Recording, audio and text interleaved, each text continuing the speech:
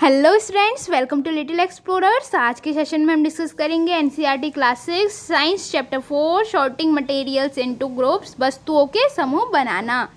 तो सबसे पहले हम देखेंगे हमारे चारों ओर की वस्तुओं को। इस इमेज में आप देख सकते हैं कि हमारे चारों ओर विभिन्न प्रकार की वस्तुएं उपलब्ध हैं जो कि अलग अलग आकृतियों, अलग रंगों और अलग गुण के होते हैं। ये सब वस्तुएं किसी न किसी पदार्थ से बनी होती हैं। तो अब हम जानेंगे पदार्थों के गुण। हमारे चारों ओर की वस्तुएं एक अथवा एक से अधिक पदार्थों से बनी होती हैं। ये पदार्थ हो सकते हैं कांच, धातुएं, प्लास्टिक, लकड़ी, रुई, कांच, पंख तथा मृदा। क्या आपने कभी यहाँ जानने का प्रयास किया है कि यदि किसी कपड़े से हम ग्लास बनाएं तो क्या होगा?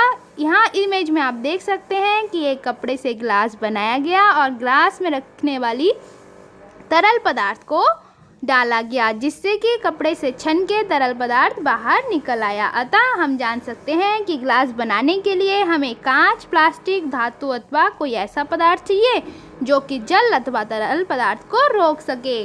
अब हम जानेंगे समान पदार्थों से बनी विभिन्न प्रकार की वस्तुओं। जैसे लकड़ी से बनती हैं कुर्सी, मेज, हल, बैलगाड़ी और इसके पहिए, और साथ ही पेंसिल।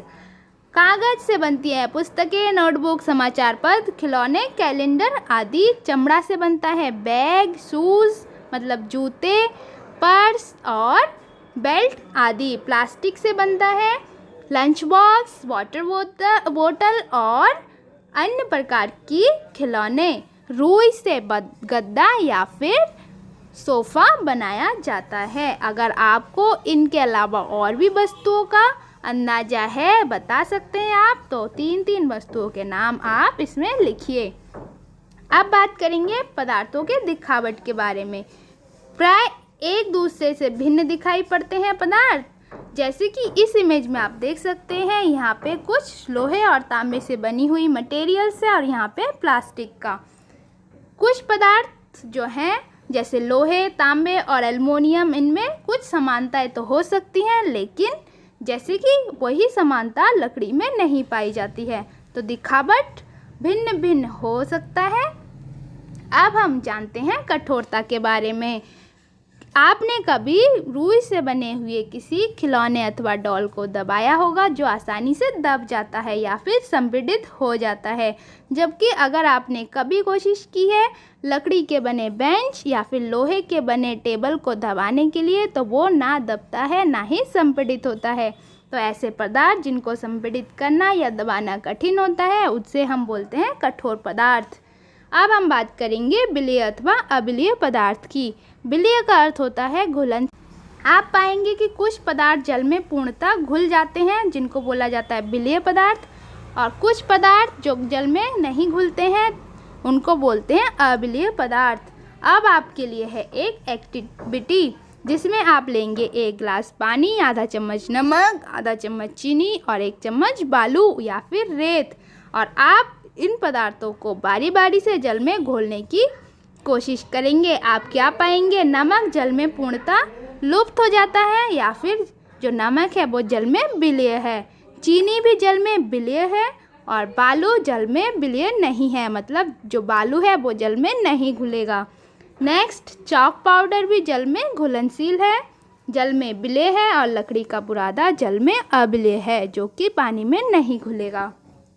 अब हम बात करेंगे सामान्य द्रव्यों की जल में विलेयता। जैसे कि जल एक तरल पदार्थ है और साथ ही सिरका, नींबू का रस, सरसों का तेल, नारियल का तेल और केरोसिन भी तरल पदार्थ है।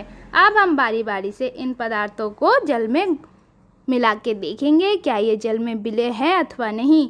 आप पाएंगे सिरका जो है वो जल में घुलनशील है, नींबू का रस भी जल में घुलनशील है, और सरसों का तेल जो जल में तैरता है वो जल में विलेय नहीं है, ना ही नारियल का तेल जल में विलेय है। केरोसिन भी जल में अघुलनशील है, मतलब जल में ये तेल तैरता रहेगा। अब हम बात करेंगे कि कुछ वस्तुएं जल में तैर सकती हैं और कुछ वस्तुएं जल में डूब जाती हैं। आप इस इमेज में देख सकते हैं कि कुछ हल्के पदार्थ जो जल में तैर रहे हैं और कुछ भारी पदार्थ जो कि लोहे से बनी भारी वस्तुएं हैं जल में डूब गई हैं।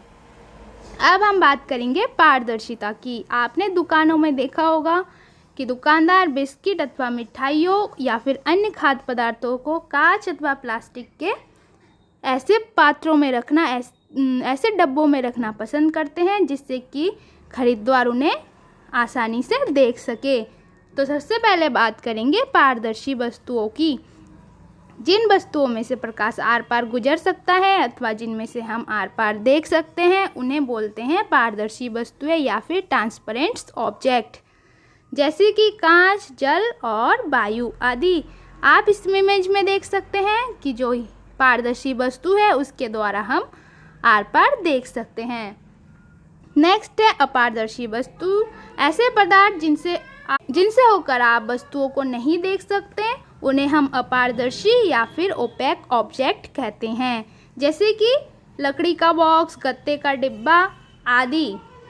इस इमेज में आप देख सकते हैं कि इस अपारदर्शी वस्तुओं से हम आर पार नहीं देख सकते हैं बिल्कुल भी। नेक्स्ट है पारभासी वस्तुएं। जिन वस्तुओं में से प्रकाश थोड़ी मात्रा में गुजर सकता है उन्हें पारभासी वस्तुओं कहते हैं, जैसे कि घिसा हुआ कांच, मोमी कागज, धुआं अथवा कोहरा। ऐसे पदार्थ जिनसे हम वस्तुओं को देख सकते हैं लेकिन वो धुंधला दिखता हो उनको हम कहेंगे ट्रांसलूसेंट या फिर पारभासी वस्तुएं। तो अब हम जानेंगे इस लेसन से हमने क्या सीखा। आप इनको रीड करके एक क्विक रिवीजन कर लेंगे। और अब है आपके लिए कुछ क्वेश्चन, जैसे कि लकड़ी से बनाई जाने वाली 5 वस्तुओं के नाम आपको लिखना है। और क्वेश्चन नंबर 2 है कि इनमें से जो पदार्थ चमकदार होती हैं उन पे आपको क्या करना है, एक गोला बनाना है। नेक्स्ट आप देख सकते हैं इनमें वस्तुओं और पदार्थों के नाम लिखे हैं जिन्हें आपको मैच करना है कि कौन सी वस्तुएं किस पदार्थ से बनी होती हैं, जैसे कि पुस्तक किससे बनती है, कागज से। अब आपके लिए लास्ट क्वेश्चन है जिसमें आपको 4 ऑप्शन पढ़ना है, जो अलग होगा उस पर गोला बनाना है। जैसे कुर्सी लकड़ी से बनती है, पलंग लकड़ी से, मेज लकड़ी से बनती है, अलमारी भी लकड़ी से बनती है, लेकिन जो बच्चा है वो अलग है। नेक्स्ट है गुलाब फूल है, चमेली भी फूल है, गेंदा भी फूल है और कमल भी फूल है, लेकिन जो नाव है वो लकड़ी से बनती है। तो उम्मीद करती हूँ इस सेशन से आपने बहुत कुछ सीखा होगा। Thank you for watching. Do like, share and subscribe for upcoming videos.